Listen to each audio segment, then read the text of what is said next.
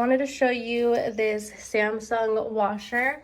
So this is the active water jet, super speed, and smart things. So this is like a digital one. There aren't any actual like visible or like buttons that like stick out. So you have all your buttons right here. If you push power, you literally just tap your finger on it and then it automatically turns on. These are all your settings. You can see that there is like this glass, this clear glass right here, so that way you can see everything on the inside. I feel like this is super spacious too. You can definitely see how nice it is.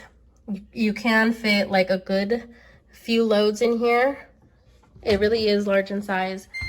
And then yeah, so these are your little settings, and then you can see that the light will move as you turn the little knob. And then this is your temp, and then your rinse cycle, and then your spin, and then obviously how much laundry you're actually putting in there. But yeah, so, and then this is your smart control. But yeah, so this is really nice.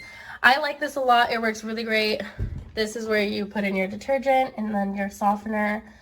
The only thing is that if you are on the shorter side, it is kind of hard to reach down. Just a heads up to you guys, but we make it work. So this is where you put in your detergent, and you're just gonna put it in there. And then if you are using powder, you just place it on here, you don't put it back. But yeah, so this works really great.